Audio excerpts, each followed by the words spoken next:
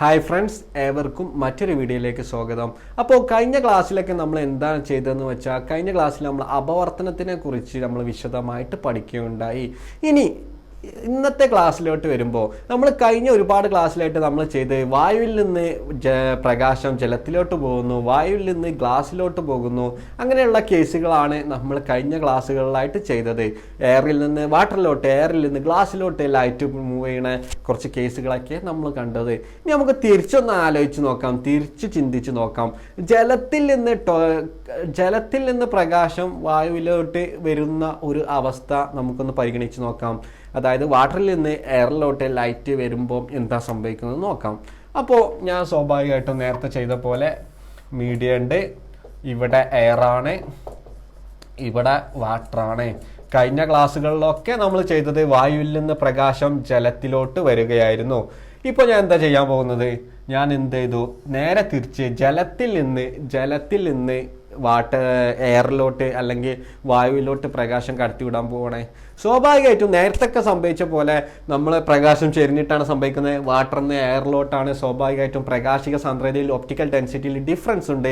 സ്വാഭാവികമായിട്ടും ഇവിടെ എന്ത് സംഭവിക്കും, അപവർത്തനം സംഭവിക്കും. അങ്ങനെ ഞാൻ പതനകോണ് കൂട്ടുന്നതനുസരിച്ച് അപവർത്തനക്കോണും കൂട്ടും, പതനക്കോണ് കൂട്ടുന്നു, അവിടെ അപവർത്തനം സംഭവിക്കുന്നു, പതനക്കോണ് കൂട്ടുന്നു, ഇവിടെ അപവർത്തനം സംഭവിക്കുന്നു. ഓക്കെ, ഇനി ഞാൻ ചെയ്യാൻ പോകുന്നത് എന്താന്ന് വെച്ചാൽ ശ്രദ്ധിക്കുക. ഞാനിങ്ങനെ പതനക്കോണ് കൂട്ടി കൊണ്ടുവരുന്നതിനനുസരിച്ച് ഈ അപവർത്തന കോണും കൂടുന്നുണ്ട്. ആംഗിൾ ഓഫ് ഇൻസിഡൻസ് കൂട്ടുന്നതിനനുസരിച്ച് ആംഗിൾ ഓഫ് റിഫ്രാക്ഷനും കൂടുന്നുണ്ട്. അങ്ങനെ ഞാൻ ഈ പതനക്കോൺ ആംഗിൾ ഓഫ് ഇൻസിഡൻസ് കൂട്ടി കൊണ്ടുവരുന്ന സമയത്ത് ഒരു പെർട്ടിക്കുലർ അപവർത്തന കോണെത്തിയപ്പോൾ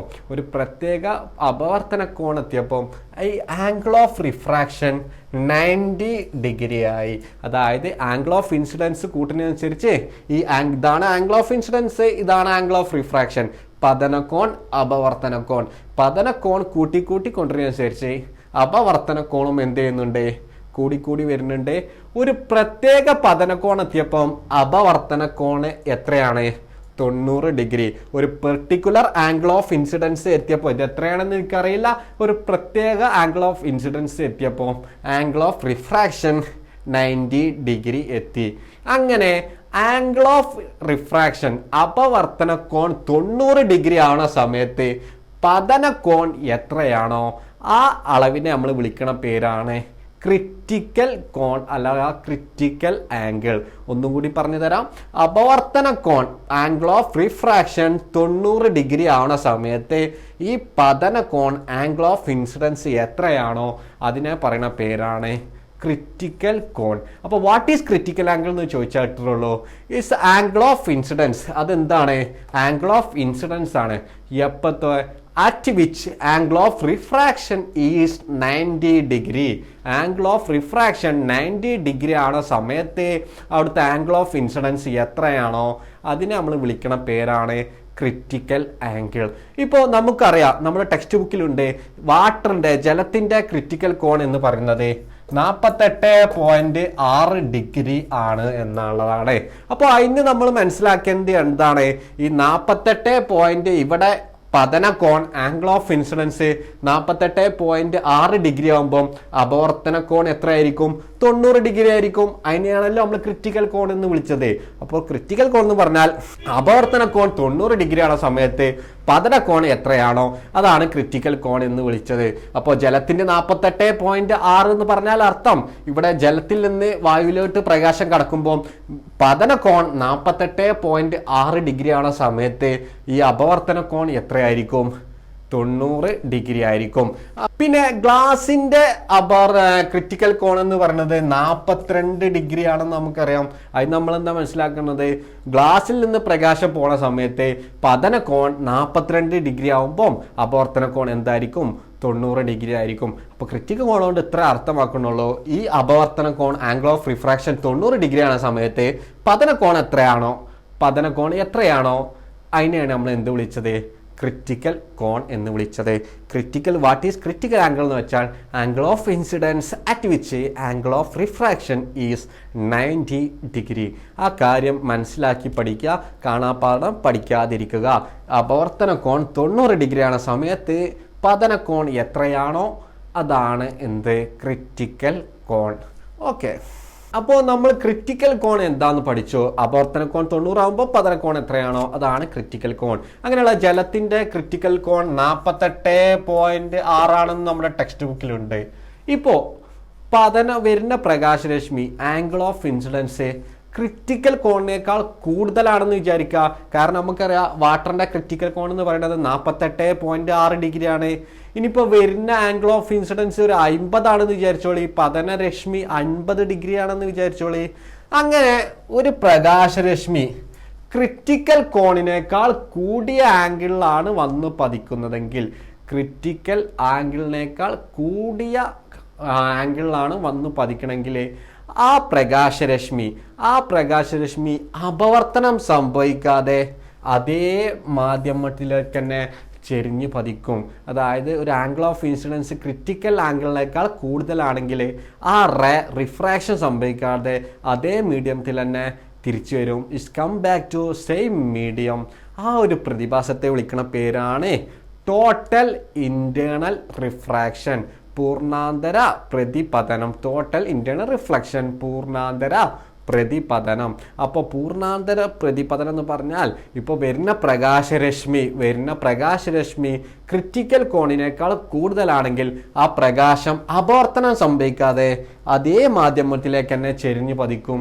ആ ഒരു പ്രതിഭാസത്തെ വിളിക്കുന്ന പേരാണ് ടോട്ടൽ ഇന്റേണൽ റിഫ്ലക്ഷൻ അല്ലെങ്കിൽ പൂർണ്ണാന്തര പ്രതിപതനം. അപ്പോൾ പൂർണ്ണാന്തര പ്രതിപതനം സംഭവിക്കണമെങ്കിലും 2 കണ്ടീഷൻ ഉണ്ട്. 2 കണ്ടീഷൻ ഉണ്ടാകുമ്പോഴാണ് പൂർണ്ണാന്തര പ്രതിപതനം സംഭവിക്കുന്നത്. ഒന്നാമത്തെ കണ്ടീഷൻ, പ്രകാശിക സാന്ദ്രത കൂടിയതിൽ നിന്ന് കുറവിലോട്ടായിരിക്കണം പോകേണ്ടത്. ഒപ്റ്റിക്കൽ ഡെൻസിറ്റി ലെസർ ഒപ്റ്റിക്കൽ ഡെൻസിറ്റിന്ന് ഹയർ ഒപ്റ്റിക്കൽ ഡെൻസിറ്റിയിലേക്കായിരിക്കണം പ്രകാശം പോകേണ്ടത്. അതേപോലെ വരുന്ന പ്രകാശരശ്മി ആംഗിൾ ഓഫ് ഇൻസിഡൻസ് ക്രിറ്റിക്കൽ കോണിനേക്കാൾ കൂടുതലായിരിക്കണം. അപ്പോൾ ക്രിറ്റിക്കൽ കോൺ എന്താന്ന് പഠിച്ചു കഴിഞ്ഞു. ഇനി നമുക്ക് പൂർണ്ണാന്തര പ്രതിപതനത്തിന് ഒരു ഡെഫിനിഷൻ, നിർവചനം കൊടുക്കാം. ഇനി നമുക്ക് പൂർണ്ണാന്തര പ്രതിപതനം എന്താന്ന് നമുക്ക് നിർവചിക്കാം. പ്രകാശിക സാന്ദ്രത കൂടിയ മാധ്യമത്തിൽ നിന്ന് കുറഞ്ഞ മാധ്യമത്തിലോട്ട് പോകുമ്പോൾ പതന കോൺ ക്രിറ്റിക്കൽ കോണിനേക്കാൾ കൂടുതലാണെങ്കിൽ അപവർത്തനം സംഭവിക്കാതെ ആ പ്രകാശരശ്മി അതേ മാധ്യമത്തിലേക്ക് തന്നെ ഇപ്പോൾ തിരിച്ചു പതിക്കും. ആ പ്രതിഭാസത്തെ പറയുന്ന പേരാണ് പൂർണ്ണാന്തര പ്രതിപതനം. When light travel from higher optical density to lower optical density, higher optical ഡെൻസിറ്റിന്ന് ലോവർ ഒപ്റ്റിക്കൽ ഡെൻസിറ്റിക്ക് പോകുന്ന സമയത്ത് when the angle of incident is greater than critical angle, 48.6 ഉണ്ടായിരുന്ന ക്രിറ്റിക്കൽ ആംഗിളിനേക്കാൾ കൂടുതലാണെങ്കിൽ ആ completely send back to same medium, അത് അതേ മീഡിയത്തിലേക്ക് തന്നെ തിരിച്ചയക്കപ്പെടും. ആ ഒരു ഫിനോമിനാണ് നമ്മൾ വിളിക്കുന്ന പേരാണ് ടോട്ടൽ ഇന്റേണൽ റിഫ്ലക്ഷൻ. അപ്പോൾ ടോട്ടൽ ഇന്റേണൽ റിഫ്ലക്ഷൻ എന്താണെന്ന് ചോദിച്ചാൽ ഇത്രയേ ഉള്ളൂ. ഇപ്പോൾ പതനരശ്മി ക്രിറ്റിക്കൽ കോണിനേക്കാൾ കൂടുതലാണെങ്കിൽ അവിടെ എന്ത് സംഭവിക്കാതെ, അപവർത്തനം സംഭവിക്കാതെ അതേ മാധ്യമത്തിലേക്ക് തന്നെ തിരിഞ്ഞു പതിക്കും. ആ ഒരു പ്രതിഭാസത്തെ പറയുന്ന പേരാണ് ടോട്ടൽ ഇന്റേണൽ റിഫ്ലക്ഷൻ, പൂർണ്ണാന്തര പ്രതിപതനം. മനസ്സിലാക്കുക, ഇമ്പോർട്ടൻ്റ് ആണ്, എക്സാമിന് ചോദിക്കും. ഒരു ഉയർന്ന പ്രകാശക സാന്ദ്രതയിൽ നിന്ന് കുറവുള്ള പ്രകാശക സാന്ദ്രതയിലേക്ക് പ്രകാശം പോകുന്ന സമയത്ത് പതനരശ്മി ക്രിറ്റിക്കൽ കോണിനേക്കാൾ കൂടുതലാണെങ്കിൽ അവിടെ അപവർത്തനം സംഭവിക്കണില്ല, മറിച്ച് അതേ മാധ്യമത്തിലേക്ക് തന്നെ തിരിച്ചു വരികയാണ് സംഭവിക്കുന്നത്. ആ ഒരു പ്രതിഭാസത്തെ പറയുന്ന പേരാണ് പൂർണ്ണാന്തര പ്രതിപതനം, total internal reflection. Higher optical ഡെൻസിറ്റിന്ന് ലോവർ ഒപ്റ്റിക്കൽ ഡെൻസിറ്റിക്ക് പോകുന്ന സമയത്ത് ഈ വരുന്ന കോണ് ക്രിറ്റിക്കൽ കോണിനേക്കാൾ കൂടുതലാണെങ്കിൽ, incident ray is greater than critical കോണാണെങ്കിൽ the ray completely send back, ആ റേ അതേ മീഡിയത്തിലേക്ക് തന്നെ തിരിച്ചു വരും. ആ ഒരു ഫിനോമിനോനെ വിളിക്കുന്ന പേരാണ് total internal reflection. Okay, total internal reflection നമ്മുടെ ഡെയിലി ലൈഫിൽ എവിടെയും കാണുന്നുണ്ടോ? നമ്മുടെ കമ്മ്യൂണിക്കേഷൻ സിസ്റ്റത്തിൽ ടോട്ടൽ ഇൻറ്റേർണൽ റിഫ്ലക്ഷൻ ആണ് ഉപയോഗിക്കുന്നത്, അതിൻ്റെ ആപ്ലിക്കേഷനായിട്ടാണ് ഉപയോഗിക്കുന്നത്. അങ്ങനെ നമ്മുടെ വാർത്താവിനിമയ രംഗത്ത് ഈ ടോട്ടൽ ഇൻറ്റേർണൽ റിഫ്ലക്ഷൻ ഉപയോഗിച്ച് പ്രവർത്തിക്കുന്ന കേബിളാണ്, പൂർണ്ണാന്തര പ്രതിപതനം ഉപയോഗിച്ച് പ്രവർത്തിക്കുന്ന കേബിളാണ് ഒപ്റ്റിക്കൽ ഫൈബർ കേബിൾ. നമ്മൾ ഒരുപാട് കേട്ടിട്ടുണ്ടാവും, ഇന്ന് ഇൻ്റർനെറ്റ് സൗകര്യമൊക്കെ ഒപ്റ്റിക്കൽ ഫൈബറിൽ നമുക്ക് അവൈലബിൾ ആണ്. ഒപ്റ്റിക്കൽ ഫൈബറിൻ്റെ ഘടന ഇങ്ങനെയാണ്. കോർ ക്ലാഡിംഗ് ജാക്കറ്റ്, അങ്ങനെ ഒരുപാട് ലേയേഴ്സ് ഉണ്ട്. അത് നിങ്ങൾ ഒരു മുതിർന്ന ക്ലാസ്സിൽ പഠിക്കും. അപ്പോൾ ഒപ്റ്റിക്കൽ ഫൈബർ പറഞ്ഞാൽ ഒരു കേബിൾ വയറാണ്. എന്തിന്? പ്രകാശനഷ്ടം കൂടാതെ, ഡാറ്റ ലോസ് ഇല്ലാതെ ഒരു സൈഡിൽ നിന്ന് മറ്റേ സൈഡിലേക്ക് ഡാറ്റ ട്രാൻസ്മിറ്റ് ചെയ്യാൻ സഹായിക്കുന്ന ഒരു കേബിളാണ് ഒപ്റ്റിക്കൽ ഫൈബർ. ആ ഒപ്റ്റിക്കൽ ഫൈബറിലോട്ട് പ്രകാശം കടക്കുമ്പോൾ വരുന്ന പതന കോൺ ക്രിറ്റിക്കൽ കോണിനേക്കാൾ കൂടുതലായിരിക്കും. അപ്പോൾ റേ ഇങ്ങോട്ട് കടക്കാതെ അതേ മാധ്യമത്തിൽ തന്നെ തിരിച്ചു പതിക്കും, വീണ്ടും അങ്ങനെ പോയി അങ്ങേ സൈഡിലെത്തും. ഇതാണ് ഒരു ഒപ്റ്റിക്കൽ ഫൈബറിൽ സംഭവിക്കുന്നത്.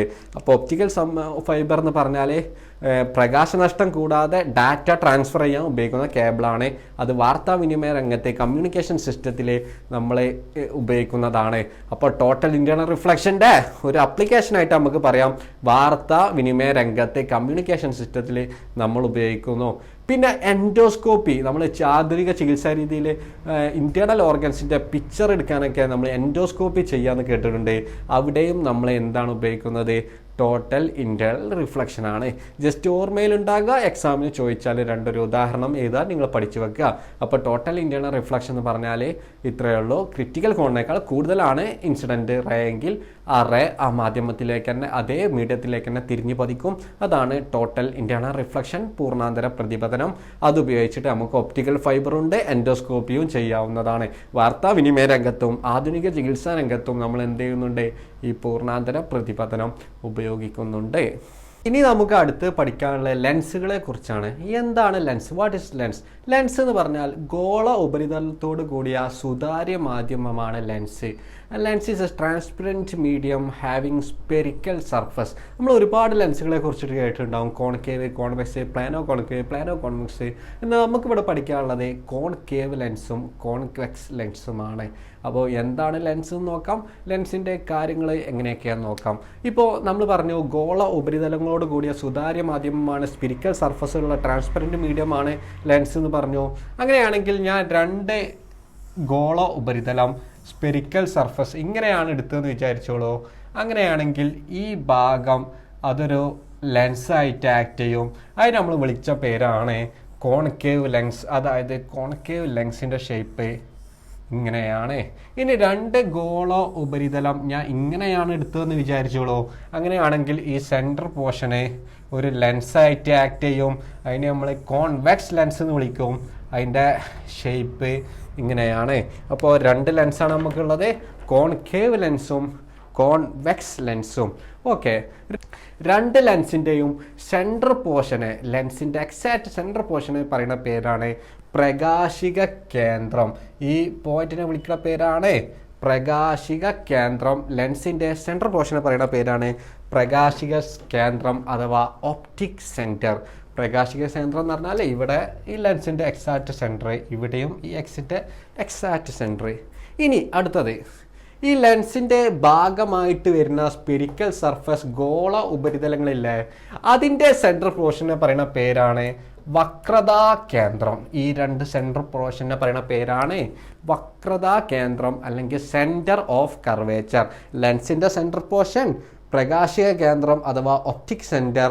രണ്ട് ഭാഗങ്ങളായിട്ട് വരുന്ന സ്പെറിക്കൽ സർഫസിൻ്റെ സെൻറ്റർ ഓഫ് കർവേച്ചർ, പ്രകാശിക കേന്ദ്രവും വക്രതാ കേന്ദ്രവും.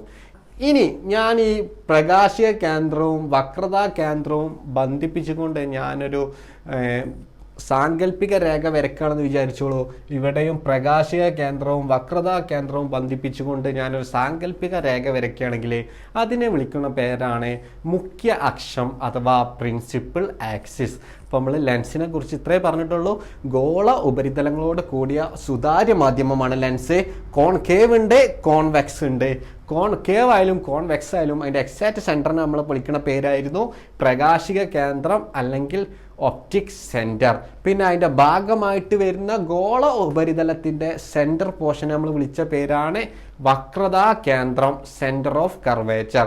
പ്രകാശിക കേന്ദ്രവും വക്രതാ കേന്ദ്രവും ബന്ധിപ്പിച്ചുകൊണ്ട് നമ്മൾ വരയ്ക്കുന്ന ഒരു വര വരച്ചാൽ അതിനെ വിളിക്കുന്ന പേരാണ് മുഖ്യ അക്ഷം അഥവാ പ്രിൻസിപ്പൽ ആക്സിസ്. വക്രതാ കേന്ദ്രം, പ്രകാശക കേന്ദ്രം, മുഖ്യ axis, optic centre, centre of curvature, principal axis.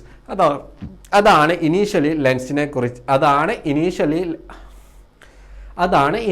ലെൻസിനെ കുറിച്ച് പറയാനുള്ളത്.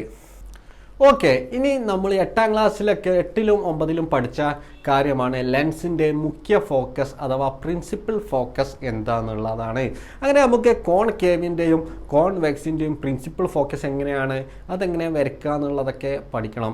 ഇപ്പോൾ പ്രകാശം വന്ന് പതിക്കുന്നത് കോൺവെക്സിലാണെന്ന് സങ്കല്പിച്ചോളൂ. ഒരുപാട് പ്രകാശരശ്മി കോൺവെക്സിലെ വന്ന് പതിക്കുകയാണെങ്കിൽ അവയൊക്കെ ഒരൊറ്റ പോയിന്റിലേക്ക് കേന്ദ്രീകരിക്കും. കോൺവെക്സ് ആണെങ്കിൽ അതിൽ വന്ന് പതിക്കുന്ന പ്രകാശരശ്മി ഒരൊറ്റ പോയിന്റിലേക്ക് കേന്ദ്രീകരിക്കും. ഈ പോയിന്റിനെ വിളിക്കുന്ന പേരാണ് കോൺവെക്സിൻ്റെ മുഖ്യ ഫോക്കസ്.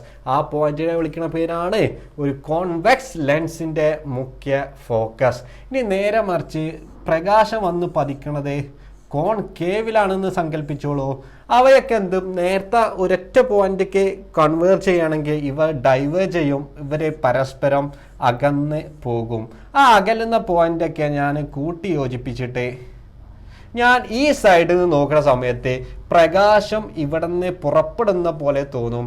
അപ്പോൾ ഇതാണ് കോൺകേവിൻ്റെ മുഖ്യ ഫോക്കസ്.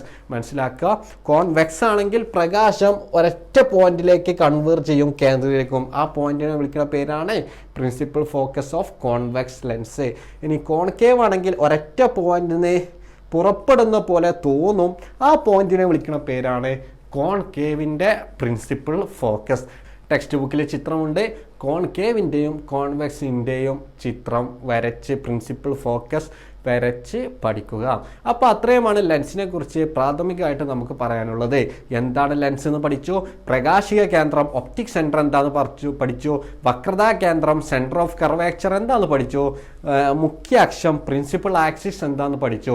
പ്രകാശിക കേന്ദ്രവും വക്രതാ കേന്ദ്രവും ബന്ധിപ്പിച്ചുകൊണ്ട് നമ്മൾ വരയ്ക്കുന്ന സാങ്കല്പിക രേഖയായിരുന്നു മുഖ്യ അക്ഷം അഥവാ പ്രിൻസിപ്പൽ ആക്സിസ്. പിന്നെ പ്രിൻസിപ്പൽ ഫോക്കസ്, മുഖ്യ ഫോക്കസ് എന്താണെന്ന് പഠിച്ചു. കോൺകേവിന് ഒരു മുഖ്യ ഫോക്കസ് ഉണ്ട്, കോൺവെക്സിൻ്റെ മുഖ്യ ഫോക്കസ് ഈ സൈഡിലായിട്ട് ഒരൊറ്റ പോയിന്റിലേക്ക് കേന്ദ്രീകരിച്ച് അത് ഇവിടെയാണ് കോൺവെക്സിൻ്റെ മുഖ്യ ഫോക്കസ് എന്ന് പറയുന്നത്. ഓക്കെ, ഇനി നമുക്ക് അടുത്ത് പഠിക്കാനുള്ളത് കോൺകേവ് ലെൻസിലും കോൺവെക്സ് ലെൻസിലും എങ്ങനെയാണ് പ്രതിബിംബം രൂപീകരിക്കുന്നത്, അല്ലെങ്കിൽ കോൺവെക്സിൻ്റെയും കോൺകേവിൻ്റെയും പ്രതിബിംബ രൂപീകരണം, ഇമേജ് ഫോർമേഷനാണ് ഇനി നമുക്ക് പഠിക്കാനുള്ളത്. അതിനുവേണ്ടി നമ്മൾ 1-2 നിയമങ്ങൾ അറിഞ്ഞിരിക്കണം. ഒരു 2 നിയമങ്ങൾ അറിഞ്ഞ 2 ലോസ് അറിഞ്ഞിരുന്നാൽ നമുക്ക് ആ ഇമേജ് ഫോർമേഷൻ ചെയ്യാൻ സാധിക്കും.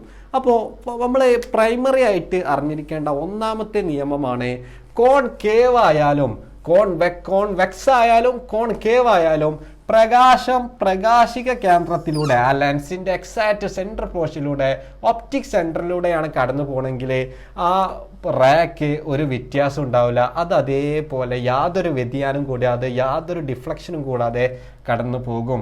അത് കോൺകേവിനും കോൺവെക്സിനും ബാധകമാണ്. പ്രകാശിക കേന്ദ്രത്തിലൂടെ കടന്നു വരുന്ന പ്രകാശരശ്മിക്ക് യാതൊരു ദിശാ വ്യതിയാനവും പാത്ത് ഡീവിയേഷനും ഉണ്ടാകൂല. അറിഞ്ഞിരിക്കുക, ഇമ്പോർട്ടൻ്റ് ആണ്. ഇത് വെച്ചിട്ടാണ് നമ്മൾ പ്രതിബിംബ രൂപീകരണം പഠിക്കുന്നത്. പ്രകാശിക കേന്ദ്രത്തിലൂടെ കടന്നു പോകുന്ന പ്രകാശരശ്മിക്ക് ഒരു ദിശാ വ്യതിയാനവും ഉണ്ടാകൂല. ഇവിടെയും അതേപോലെ തന്നെ പ്രകാശിക കേന്ദ്രത്തിലൂടെ കടന്നു പോകുന്ന പ്രകാശരശ്മിക്ക് ഒരു ദിശാ വ്യതിയാനം ഉണ്ടാകൂല. ഇനി അടുത്തൊരു നിയമം പറയാനുള്ളത്, ഇപ്പോൾ പ്രകാശരശ്മി വരുന്നത് പ്രിൻസിപ്പൽ ആക്സിസിന് പാരലായിട്ടാണെന്ന് വിചാരിച്ചോളൂ. മുഖ്യ അക്ഷത്തിന് സമാന്തരമായിട്ട് വരുന്ന പ്രകാശരശ്മി പ്രിൻസിപ്പൽ ഫോക്കസിലോട്ട് കൺവേർട്ട് ചെയ്യും, പ്രിൻസിപ്പൽ ഫോക്കസിലൂടെ കടന്നു പോകും. അതായത് കോൺവെക്സിൻ്റെ കാര്യം പറയുകയാണെങ്കിൽ സമാന്തരമായി വരുന്ന പ്രകാശരശ്മി പ്രിൻസിപ്പൽ ഫോക്കസിലൂടെ കടന്നു പോകും. ഇതേ നിയമം കോൺകേവിലാണെങ്കിൽ സമാന്തരമായി കടന്നു വരുന്ന പ്രകാശരശ്മി പ്രിൻസിപ്പൽ ഫോക്കസ് എന്ന് ആരംഭിക്കുന്നത് പോലെ തോന്നും. അപ്പം അതാണ് നമുക്കറിയാവേണ്ട. ഇത്രയും നമുക്കറിയാവുന്നെങ്കിൽ കോൺവെക്സിലും കോൺകേവിലും എങ്ങനെയാണ് പ്രതിബിംബം രൂപീകരിക്കുന്നത് എന്ന് നമുക്കറിയാൻ സാധിക്കും. ഒന്ന്, പ്രകാശിക കേന്ദ്രത്തിലൂടെ, അതിപ്പോൾ കോൺകേവ് ആയാലും ശരി കോൺവെക്സ് ആയാലും ശരി, പ്രകാശിക കേന്ദ്രത്തിലൂടെ കടന്നു പോകുന്ന പ്രകാശരശ്മിക്ക് യാതൊരു ദിശാ വ്യതിയാനവും സംഭവിക്കൂല. ഇനിയിപ്പോൾ പ്രിൻസിപ്പൽ ആക്സിസിന് മുഖ്യ അക്ഷത്തിന് സമാന്തരമായിട്ടാണ് ഒരു കോൺവെക്സിൽ വരുന്നതെങ്കിൽ അത് മുഖ്യ ഫോക്കസിലോട്ട് കേന്ദ്രീകരിക്കും.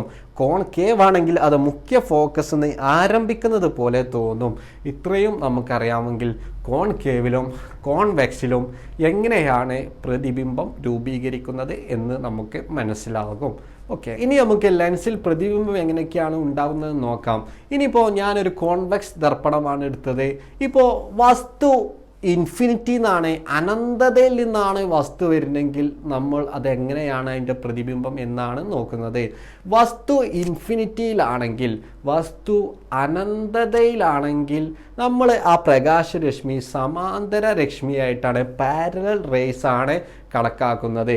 അപ്പോൾ വസ്തു ഇൻഫിനിറ്റി എന്നാണ് വരുന്നതെങ്കിൽ അത് നമ്മളൊരു സമാന്തര രശ്മിയായിട്ട് പാരലൽ റേസ് ആയിട്ട് കണക്കാക്കപ്പെടും. നമ്മൾ കുറച്ച് മുന്നേ പഠിച്ചതാണ് പാരലൽ റേസ്, സമാന്തര രശ്മി പ്രിൻസിപ്പൽ ഫോക്കസിലോട്ട് കേന്ദ്രീകരിക്കും. അപ്പോൾ വസ്തു അനന്തതയിൽ വച്ചാൽ പ്രതിബിംബം പ്രിൻസിപ്പൽ ഫോക്കസിൽ കിട്ടും. അങ്ങനെ ഉണ്ടാകണം പ്രതിബിംബത്തിൻ്റെ സ്വഭാവം മനസ്സിലാക്കുക. സ്മാൾ ആയിരിക്കും, ചെറുതായിരിക്കും, റിയൽ ആയിരിക്കും, അവർ യഥാർത്ഥത്തിൽ കൂട്ടുമുട്ടുന്നുണ്ട്, യാഥാർത്ഥ്യമായിരിക്കും, തല കീയായിട്ടായിരിക്കും, ഇൻവേർട്ടായിരിക്കും. അപ്പോൾ ഒന്നാമത്തെ കേസ് മനസ്സിലാക്കുക, വസ്തു വിദൂരതയിൽ നിന്ന് ഇൻഫിനിറ്റി എന്നാണ് വരുന്നത്. അത് നമ്മൾ എന്തായിട്ട് പരിഗണിച്ചോ, സമാന്തര രേഖയായിട്ട് പരിഗണിച്ചോ, അത് എന്ത് ചെയ്യും, പ്രിൻസിപ്പൽ ഫോക്കസിലോട്ട് കേന്ദ്രീകരിക്കും. നമ്മൾ ഒന്നാമത്തെ നിയമം പറഞ്ഞതാണ്. അപ്പോൾ പ്രിൻസിപ്പൽ ഫോക്കസിൽ എഫിൽ നമുക്ക് എന്ത് കിട്ടും, പ്രതിബിംബം കിട്ടും. ആ പ്രതിബിംബത്തിൻ്റെ സ്വഭാവം ചെറുതായിരിക്കും, തലകീയായിരിക്കും, യാഥാർത്ഥ്യമായിരിക്കും, റിയൽ ആയിരിക്കും, സ്മാൾ ആയിരിക്കും, ഇൻവേർട്ടഡ് ആയിരിക്കും. നമ്മൾ നേരത്തെ വസ്തു ഇൻഫിനിറ്റിയിൽ വെച്ചാൽ അനന്തതയിൽ വെച്ചാൽ എങ്ങനെയാണെന്ന് കണ്ടു. ഇനി നമുക്ക് അടുത്ത് നോക്കാനുള്ളത്, ഞാൻ രണ്ടാമത്തെ ഒരു കേസ് എടുക്കാൻ പോവാണ്. ഞാൻ വസ്തു 2Fൻ്റെ തൊട്ട അപ്പുറത്തായിട്ട് വെച്ചു. വസ്തു 2Fൻ്റെ തൊട്ട അപ്പുറത്തായിട്ട് വെച്ചു. ഞാൻ പ്രതിബിംബം എവിടെ ഉണ്ടാവും എന്നുള്ളത് നോക്കാൻ പോവാണ്. നമ്മൾ നേരത്തെ പഠിച്ച രണ്ട് നിയമങ്ങളും ഇവിടെ വെച്ച് നോക്കണം. ഒന്ന്, പാരലൽ റേസ്, സമാന്തരമായ രശ്മി എന്തിലൂടെ കടന്നു പോകും, മുഖ്യ ഫോക്കസിലൂടെ, പ്രിൻസിപ്പൽ ഫോക്കസിലൂടെ കടന്നു പോകും. അതേപോലെ പ്രകാശിക കേന്ദ്രത്തിലൂടെ വന്ന് പതിക്കണ രശ്മി യാതൊരു വ്യതിയാനവും ഇല്ലാതെ കടന്നു പോകും. രണ്ട് കാര്യമാണ്. ഒന്ന്, സമാന്തരമായി വരുന്ന പ്രകാശരശ്മി മുഖ്യ ഫോക്കസിലൂടെ പോയി, പിന്നെ പ്രകാശിക കേന്ദ്രത്തിലൂടെ വരുന്നത് യാതൊരു വ്യതിയാനവും കൂടാതെ കടന്നുപോയി. ഇവ രണ്ടും എവിടെയാണോ കൂട്ടിമുട്ടുന്നത് അവിടെയായിരിക്കും പ്രതിബിംബം ഉണ്ടാകുന്നത്. അപ്പോൾ നോക്കുക, പ്രത്യേകതകൾ നോക്കുക. വസ്തു വെച്ചത് 2Fൻ്റെ അപ്പുറം, പ്രതിബിംബം ഇമേജ് ഉണ്ടായത് എഫിനും 2Fനും ഇടയ്ക്ക്, വസ്തു 2Fന് അപ്പുറത്ത്, ഇമേജ് എഫിനും 2Fനും ഇടയിൽ. ഓക്കെ, വരയ്ക്കുന്ന കാര്യം ശ്രദ്ധിക്കുക. സമാന്തര രശ്മി പ്രിൻസിപ്പൽ ഫോക്കസിലോട്ട് പോയി, ഒപ്റ്റിക് സെൻറ്ററിലൂടെ ഉള്ളത് യാതൊരു വ്യതിയാനവും കൂടാതെ കടന്നുപോയി. ഇനി നമുക്ക് പഠിക്കേണ്ടത് അങ്ങനെ ഉണ്ടായ ഇമേജിൻ്റെ പ്രത്യേകതകളാണ്. നോക്കുക, വസ്തു ഇത്ര വലുപ്പമുണ്ട്, പ്രതിബിംബം ചെറുതാണ്. ഒന്നാമത്തെ പ്രത്യേകത, വസ്തുവിനേക്കാൾ ചെറുതായിരിക്കും പ്രതിബിംബം. വസ്തുവിനേക്കാൾ ചെറുതായിരിക്കും പ്രതിബിംബം. രണ്ടാമത്തെ, പ്രതിബിംബം തല കീയായതാണ്, ഇൻവേർട്ടഡ് ആണ്. പിന്നെ അവർ യാഥാർത്ഥ്യത്തിൽ കൂട്ടിമുട്ടുന്നുണ്ട്, റിയലാണ്, യാഥാർത്ഥ്യമാണ്. അപ്പോൾ മനസ്സിലാക്കുക, വസ്തു 2Fൻ്റെ അപ്പുറത്താണെങ്കിൽ പ്രതിബിംബം എഫിനും 2Fനും ഇടയിലായിട്ടുണ്ടാകും. അതിൻ്റെ വലിപ്പം എന്ന് പറയുന്നത് ചെറുതായിരിക്കും, തല കീയായിരിക്കും, ഇൻവേർട്ടഡ് ആയിരിക്കും, അതായത് റിയലും ആയിരിക്കും, റിയലായിരിക്കും, ഇൻവേർട്ടഡ് ആയിരിക്കും, സ്മാൾ ആയിരിക്കും, യാഥാർത്ഥ്യമായിരിക്കും, ചെറുതായിരിക്കും, തല കീയായതും ആയിരിക്കും. ഇനി അടുത്ത കേസ് നോക്കൂ. നേരത്തെ 2Fൻ്റെ അപ്പുറത്തായിരുന്നു വസ്തു വെച്ചത്. ഇനി 2Fൽ വസ്തു വെക്കുമ്പോൾ നേരത്തെ പറഞ്ഞ പോലെ തന്നെ സമാന്തര രശ്മി പ്രിൻസിപ്പൽ ഫോക്കസിലൂടെ കടന്നു പോകും. പ്രകാശിക കേന്ദ്രത്തിലൂടെയുള്ള യാതൊരു വ്യതിയാനവും കൂടാതെ കടന്നു പോകും. ഇത് രണ്ടും കൂട്ടിമുട്ടുന്ന സ്ഥലത്ത് നമുക്ക് പ്രതിബിംബം കിട്ടും. അതായത് വസ്തു 2Fൽ വെച്ചപ്പോൾ പ്രതിബിംബം 2Fൽ കിട്ടി. അങ്ങനെയുള്ള പ്രതിബിംബത്തിൻ്റെ ഇമേജ് ഫോർമേഷൻ്റെ പ്രത്യേകതകൾ നോക്കാം. വസ്തുവിൻ്റെ അതേ വലുപ്പമായിരിക്കും പ്രതിബിംബത്തിനും. ഹൈറ്റ് ഓഫ് ഒബ്ജക്റ്റും ഹൈറ്റ് ഓഫ് ഇമേജും സെയിം ആയിരിക്കും. നേരത്തെ പോലെ റിയലാണ്, ഇൻവേർട്ടഡ് ആണ്, റിയലാണ്, ഇൻവേർട്ടഡ് ആണ്. വസ്തുവിൻ്റെ അതേ ഹൈറ്റ് ആയിരിക്കും, ഇമേജിനും. അപ്പോൾ പറഞ്ഞ കാര്യങ്ങൾ ശ്രദ്ധിക്കുക. വസ്തു 2Fലായിരിക്കുമ്പോൾ ഇമേജും 2Fലായിരിക്കും, സെയിം ഹൈറ്റ് ആയിരിക്കും, പിന്നെ റിയൽ ആയിരിക്കും, ഇൻവേർട്ടഡും ആയിരിക്കും. ഇനി അടുത്തൊരു കേസ് നോക്കാം. നമ്മൾ നേരത്തെ 2Fലാണ് വെച്ചത്. ഇനി 2Fൻ്റെയും Fൻ്റെയും ഇടയിൽ വസ്തു വെച്ച് നോക്കാം. നേരത്തെയൊക്കെ ചെയ്ത പോലെ തന്നെ സമാന്തരമായിരുന്ന പ്രകാശരശ്മികളെ പ്രിൻസിപ്പൽ ഫോക്കസിലൂടെ കടന്നു പോകും.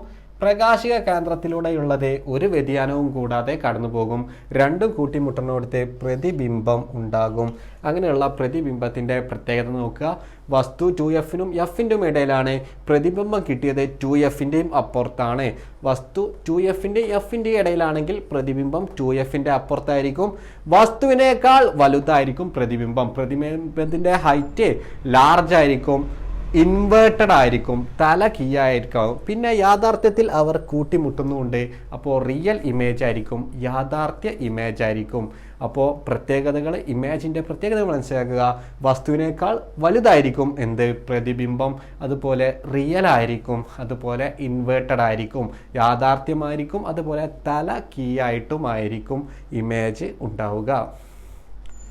ഓക്കെ, ഇനി അടുത്തൊരു കേസ് നോക്കാം. ഇനി ഞാൻ വസ്തു വെക്കുന്നത് Fലാണെന്ന് സങ്കല്പിക്കുക. വസ്തു Fലാണെങ്കിൽ ഇവിടെയും നമ്മൾ മുന്നേ പോലെ ചെയ്ത നിയമം തന്നെയാണ്. സമാന്തരമായി വരുന്ന പ്രകാശരശ്മി പ്രിൻസിപ്പൽ ഫോക്കസിലൂടെ കടന്നു പോകുന്നു. പ്രകാശ കേന്ദ്രത്തിലൂടെയുള്ള യാതൊരു വ്യതിയാനവും കൂടാതെ കടന്നു പോകുന്നു. ഇവരിങ്ങനെ പോയി ഒരുപാട് അകലെയായിട്ട് കൂട്ടിമുട്ടും. അതായത് വസ്തു Fലാണെങ്കിൽ നമുക്ക് ഇമേജ് കിട്ടുന്നത് വിദൂരതയിൽ അഥവാ ഇൻഫിനിറ്റിയിലാണ്. വസ്തു Fലാവുമ്പോൾ ഇമേജ് പൊസിഷൻ ഇൻഫിനിറ്റി അഥവാ വിദൂരതയിലാണ്. അങ്ങനെയുള്ള ഇമേജിൻ്റെ പ്രത്യേകത, ഇവർ ഒരുപാട് ദൂരം കഴിഞ്ഞേ കൂട്ടിമുട്ടുള്ളൂ. അപ്പോൾ ഇമേജിൻ്റെ വലുപ്പം വലുതായിരിക്കും, ലാർജ് ആയിരിക്കും, റിയൽ ആയിരിക്കും, ഇൻവേർട്ടഡ് ആയിരിക്കും. യാഥാർത്ഥ്യവും തല കീയായതും വലുതുമായിരിക്കും പ്രതിബിംബം. ഓക്കെ, ഇനി കോൺവെക്സിൽ വരുന്ന അവസാനത്തെ കേസ് നോക്കുക. വസ്തു വെച്ചത് Fനും ലെൻസിനും ഇടയിലാണെന്ന് വിചാരിച്ചോളൂ. വസ്തു വെച്ചത് Fനും ലെൻസിനും ഇടയിലാണെന്ന് സങ്കല്പിച്ചോളൂ. അങ്ങനെയാണെങ്കിൽ സമാന്തരമായി വരുന്ന പ്രകാശരശ്മി പ്രിൻസിപ്പൽ ഫോക്കസിലൂടെ കടന്നു പോകും.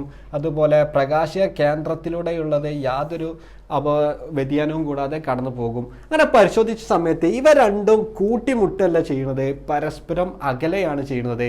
അതായത് ഇവിടെ ഒരു പ്രതിബിംബ രൂപീകരണം സാധ്യമല്ല. പിന്നെ എവിടെയാണ് പ്രതിബിംബം ഉണ്ടാകുന്നത്? അപ്പോൾ അവിടെ പ്രതിബിംബം ഉണ്ടാകുന്നത് നമ്മൾ ഇവിടുന്ന് നീട്ടി യോജിപ്പിച്ച ശേഷം ഇവിടെ കൂട്ടി വരച്ചാൽ Fനും 2Fനും ഇടയിലായിട്ട് സെയിം സൈഡിലാണ് പ്രതിബിംബം ഉണ്ടാവുന്നത്. അപ്പോൾ പ്രതിബിംബത്തിൻ്റെ പ്രത്യേകത മനസ്സിലാക്കുക. അവർ ഇവിടെ യഥാർത്ഥത്തിൽ കൂട്ടിമുട്ടുന്നില്ല. അപ്പോൾ നമ്മൾ ഇവിടെ വിർച്വലായിട്ട് മിഥ്യയായിട്ട് ഇവിടെ ഒരു പ്രതിബിംബം കിട്ടുകയാണ് ചെയ്തത്. അതിൻ്റെ പൊസിഷൻ Fനും 2Fനും ഇടയിലാണ്. വസ്തു Fനും ലെൻസിനും ഇടയിലാണെങ്കിൽ പ്രതിബിംബം Fനും 2Fനും ഇടയിലാണ്. നിവർന്നിട്ടായിരിക്കും, വിർച്വൽ ആയിരിക്കും, വലുതായിരിക്കും. നിവർന്നിട്ടായിരിക്കും, വിർച്വൽ ആയിരിക്കും, വലുതായിരിക്കും.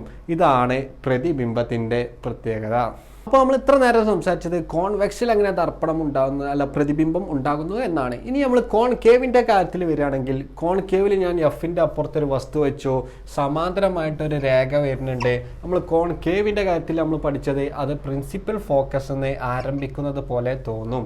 രണ്ടാമത്തെ രേഖ പ്രകാശിക കേന്ദ്രത്തിലൂടെയാണെങ്കിൽ അത് യാതൊരു വ്യതിയാനവും കൂടാതെ കടന്നു പോകും. അങ്ങനെയാണെങ്കിൽ ഇവ എവിടെയാണോ കൂട്ടിമുട്ടുന്നത് അവിടെയായിരിക്കും പ്രതിബിംബം ഉണ്ടാകുന്നത്. അപ്പോൾ ഒരു കോൺകേവിൻ്റെ കേസിൽ പ്രതിബിംബം ഉണ്ടാകുന്നത് Fനും ലെൻസിനും ഇടയിലായിരിക്കും. പ്രതിബിംബം മിഥ്യയാണ്, അതുപോലെ നിവർന്നിട്ടാണ്, വസ്തുവിനേക്കാൾ ചെറുതാണ് പ്രതിബിംബം. അപ്പോൾ കോൺകേവിൻ്റെ ഇമേജ് ഫോർമേഷൻ, ദർപ്പണ രൂപീകരണത്തിൻ്റെ പ്രത്യേകതകൾ അറിഞ്ഞിരിക്കുക. ഇനി നമുക്ക് അടുത്തത് വരാനുള്ളത് ഈ പാഠത്തിലെ പ്രോബ്ലം സെക്ഷനാണ്. അപ്പോൾ നമ്മൾ കഴിഞ്ഞ ചാപ്റ്ററിൽ ദർപ്പണത്തിൻ്റെ പ്രോബ്ലം പറഞ്ഞ സമയത്ത് നമ്മൾ ദർപ്പണ സമവാക്യവും ആവർത്തനവും എന്താന്നൊക്കെ പറഞ്ഞിരുന്നു. അതുപോലെ ദർപ്പണത്തിൻ്റെ മിറർ പറഞ്ഞ പോലെ തന്നെ നമുക്ക് ലെൻസിൻ്റെ കാര്യത്തിലും ലെൻസ് സമവാക്യം സമവാക്യമുണ്ട്, അതുപോലെ ആവർത്തനമുണ്ട്. ലെൻസ് ഫോർമുലയിലേക്ക് വരുമ്പോൾ ലെൻസ് ഫോർമുല എന്ന് പറയുന്നത് 1/f = 1/v - 1/u ആണ്. ദർപ്പണ സമവാക്യം വേറെയാണ്, ലെൻസ് സമവാക്യം വേറെയാണ്, രണ്ടും മാറിപ്പോകരുത്. എക്സാമിന് ചോദ്യം വരുന്ന സമയത്ത് ചോദ്യത്തിൽ ലെൻസ് ആണോ ദർപ്പണമാണോ മിററാണോ ലെൻസാണോ എന്നുള്ള കാര്യം നിങ്ങൾ മനസ്സിലാക്കുക. എന്നിട്ട് അതിൻ്റെ സമവാക്യമാണ് ഉപയോഗിക്കേണ്ടത്. ലെൻസ് ഫോർമുല വേറെയാണ്, ദർപ്പണ സമവാക്യം വേറെയാണ്. 1/f = 1/v - 1/u ആണ് ലെൻസ് ഫോർമുല. അതേപോലെ ആവർത്തനം നമ്മൾ അവിടെ പഠിച്ചത് HI/HO = V/U = m ആണ്. -v/u ആയിരുന്നു നമ്മൾ അവിടെ പഠിച്ചത്. എന്നാൽ ലെൻസിൻ്റെ കാര്യത്തിലേക്ക് വരുമ്പോൾ അത് v/u ആണ്. ഇപ്പോൾ ലെൻസ് ഫോർമുല അറിഞ്ഞിരിക്കുക, അതേപോലെ ആവർത്തനം അറിഞ്ഞിരിക്കുക. ഈ ഫോർമുല വെച്ചിട്ടാണ് നമ്മൾ ഈ ചാപ്റ്ററിലെ പ്രോബ്ലം പാർട്ട് കംപ്ലീറ്റ് ചെയ്യുന്നത്. അപ്പോൾ ലെൻസും ദർപ്പണവും രണ്ടും അങ്ങോട്ടും ഇങ്ങോട്ടും മാറാതെ ഇരിക്കുക. അപ്പോൾ അത്രയാണ് ഫോർമുലയായിട്ട് പറയാനുള്ളത്. പിന്നെ നമ്മൾ അവിടെ പഠിച്ച കാര്യങ്ങളൊക്കെ ഇവിടെയും ബാധകമാണ്. ന്യൂ കാർട്ടീഷ്യൻ ചിഹ്ന രീതി ഇവിടെയും നോക്കണം. ന്യൂ കാർട്ടീഷ്യൻ ചിഹ്ന രീതി എന്തായിരുന്നു പറഞ്ഞത്? ഒരു ഗ്രാഫ് പോലെ സങ്കല്പിച്ചാൽ മുകളിലോട്ടുള്ള റീഡിംഗ് ഒക്കെ പോസിറ്റീവായിരിക്കും, താഴോട്ടുള്ള ഒക്കെ നെഗറ്റീവായിരിക്കും, ഇടത്തെ ഭാഗത്തേക്കുള്ള ഒക്കെ നെഗറ്റീവായിരിക്കും, വലത്തെ ഭാഗത്തുള്ള ഒക്കെ പോസിറ്റീവായിരിക്കും. അത് നമ്മൾ കഴിഞ്ഞ പാഠത്തിൽ പഠിച്ചതാണ്. അതേ കാര്യങ്ങൾ ഇവിടെയും ബാധകമാണ്. ഓക്കെ, അപ്പോൾ ഫോർമുല അറിഞ്ഞിരിക്കുക, ആവർത്തനം അറിഞ്ഞിരിക്കുക, അതേപോലെ ന്യൂ കാർട്ടീഷ്യൻ ചിഹ്ന രീതിയും ശ്രദ്ധിച്ചിട്ട് നമുക്ക് ഈ പാഠത്തിലെ പ്രോബ്ലങ്ങൾ സോൾവ് ചെയ്യാവുന്നതാണ്. ഇനി നമുക്ക് അടുത്തത് പഠിക്കാനുള്ളത് ലെൻസിൻ്റെ പവർ എന്താണെന്നാണ്. What is power of lens? Power of lens അഥവാ ലെൻസിൻ്റെ പവർ എന്നത് ഫോക്കസ് ദൂരം, അതായത് മീറ്ററിലുള്ള ഫോക്കസ് ദൂരത്തിൻ്റെ വിൽക്രമമാണ് പവർ ഓഫ് ലെൻസ് എന്ന് പറയുന്നത്. It is the reciprocal of focal length in metre. അപ്പോൾ നിങ്ങളോട് എക്സാമിന് ലെൻസിൻ്റെ പവർ കാണാൻ ചോദിച്ചാൽ നിങ്ങൾ ഇത്രേ ചെയ്യേണ്ടതുള്ളൂ. P = 1/f ആണ്. അതിൽ എഫ് എന്ന് പറയുന്നത് ഫോക്കസ് ദൂരമാണ്. പ്രത്യേകം തെറ്റിക്കാൻ സാധ്യതയുള്ളത് ഫോക്കസ് ദൂരം പരീക്ഷ പേപ്പറിൽ സെൻറ്റിമീറ്ററിലായിരിക്കും തരിക. അത് നമ്മൾ എന്തിലോട്ട് കൺവേർട്ട് ചെയ്യണം? മീറ്ററിൽ കൺവേർട്ട് ചെയ്യണം. പിന്നെ പറയാനുള്ളത് പവറിൻ്റെ യൂണിറ്റ് എന്ന് പറയുന്നത് SI യൂണിറ്റ്. ഡയോപ്റ്റർ എന്നുള്ളതിൽ D ആയിട്ടാണ് സൂചിക്കൽ. പവറിൻ്റെ യൂണിറ്റ് ഡയോപ്റ്റർ ആണ്. അപ്പോൾ പവർ എന്ന് പറഞ്ഞാൽ മീറ്ററിലുള്ള ഫോക്കസ് ദൂരത്തിൻ്റെ വിൽക്രമമാണ് power. It is the reciprocal of focal length in metre. അതിൻ്റെ P = 1/f ആണ്. അതിൻ്റെ യൂണിറ്റ് D ആണ്. ഇപ്പോൾ ഒരു ഉദാഹരണമായിട്ട് നിങ്ങളോട് പറയുകയാണ് 50 സെൻറ്റിമീറ്റർ ഫോക്കസ് ദൂരമുള്ള ലെൻസിൻ്റെ പവർ കണക്കാക്കുക എന്ന് പറഞ്ഞാൽ P = 1/f എന്ന് എഴുതുമ്പോൾ 1/50 എന്ന് എഴുതരുത്, 50 സെൻറ്റിമീറ്റർ ആണ്. അത് എന്തൊക്കെ മീറ്റർ കൺവേർട്ട് ചെയ്യണം? മീറ്റർക്ക് കൺവേർട്ട് ചെയ്യണം. അപ്പോൾ 1/0.50 ആക്കി ചെയ്യണം. അപ്പോൾ പവർ ലെൻസിൻ്റെ പവർ എന്താണെന്ന് ചോദിച്ചാൽ ഫോക്കസ് ദൂരം, ഫോക്കസ് ദൂരത്തിൻ്റെ വിൽക്രമമാണ് പവർ. മീറ്ററിലാണ് ഫോക്കസ് ദൂരം ഉണ്ടായിരിക്കേണ്ടത്. Reciprocal of focal length in metre. അതാണ് ഒരു ലെൻസിൻ്റെ പവർ കൊണ്ട് നമ്മൾ ഉദ്ദേശിക്കുന്നത്. ഇനി ഈ പാഠത്തിലെ ഏറ്റവും അവസാനത്തെ ഭാഗത്തിൽ ഒരു പരീക്ഷണമാണ് ചർച്ച ചെയ്യുന്നത്. അപ്പോൾ പരീക്ഷണത്തിൽ ഞാനിവിടെ ചുമരിൽ ഒരു LED പിടിപ്പിച്ചിട്ടുണ്ട്. അതിൻ്റെ ഫ്രണ്ടിലായിട്ട് ഒരു അയൺ ബോക്സ് ഇസ്തിരിപ്പെട്ടി ചൂടാക്കി മുകളിലോട്ട് വെച്ചു. ഞാൻ അവിടെ നിന്നിട്ട് ഈ LED നോക്കുന്ന സമയത്ത് എനിക്ക് ഈ LED മിന്നി കത്തുന്നതായിട്ട് തോന്നും. അതിനെന്താണ് കാരണം എന്നാണ് ചോദിച്ചിരുന്നത്. കാരണം വളരെ ലളിതമാണ്. ഇവിടെ ഞാൻ അയൺ ബോക്സ് വെച്ച് ചൂടാക്കുന്ന സമയത്ത് ഇവിടെയുള്ള പ്രകാശിക സാന്ദ്രതയിൽ വ്യത്യാസം വരും. അപ്പോൾ പ്രകാശം കടന്നു പോകുന്നത് പ്രകാശ സാന്ദ്രതയിൽ വ്യത്യാസമുള്ള മാധ്യമത്തിലൂടെയാണ്.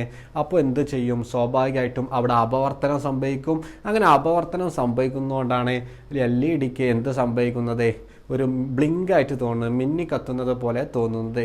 കാര്യം നിസ്സാരമാണ്. അയൺ ബോക്സിൻ്റെ തൊട്ട് മുകളിലുള്ള വായു ചൂടാവുന്നതുകൊണ്ട് പ്രകാശ സാന്ദ്രതയിൽ വ്യത്യാസം വരും. പ്രകാശ സാന്ദ്രതയിൽ വ്യത്യാസം വരുന്നതോടുകൂടി അവിടെ എന്ത് സംഭവിക്കും? അപവർത്തനം സംഭവിക്കും. അങ്ങനെ അപവർത്തനം സംഭവിക്കുന്നതുകൊണ്ടാണ് LED ബ്ലിങ്ക് ചെയ്യുന്നത്. ഈ പരീക്ഷണം നിങ്ങളുടെ ടെക്സ്റ്റ് ബുക്കിലുണ്ട്, അത് വെച്ചൊന്ന് മനസ്സിലാക്കി നോക്കാം. അതുപോലെ തന്നെ നമ്മൾ നക്ഷത്രങ്ങളെ നോക്കുന്ന സമയത്ത് ചിലപ്പോൾ നക്ഷത്രങ്ങൾ മിന്നി കത്തുന്നതായിട്ട് കാണും. അതിനും കാരണം ഇത് തന്നെയാണ്. നക്ഷത്രം പല ലേയേഴ്സും പാളികളും കടന്നിട്ടാണ് നമ്മുടെ കണ്ണിലെത്തുന്നത്. അങ്ങനെ പല പാളികളിലും പല അപവർത്തനാങ്കമായിരിക്കും, റിഫ്രാക്റ്റീവ് ഇൻഡെക്സ് ആയിരിക്കും. അങ്ങനെ തുടർച്ചയായിട്ട് അപവർത്തനം സംഭവിച്ചതിന് ശേഷമാണ് പ്രകാശം നമ്മുടെ കണ്ണിലെത്തുന്നത്. ഓരോ ലെയറിലും ഓരോ പാളിയിലും ഓരോ അപവർത്തനാങ്കമായിരിക്കും, റിഫ്രാക്റ്റീവ് ഇൻഡെക്സ് ആയിരിക്കും.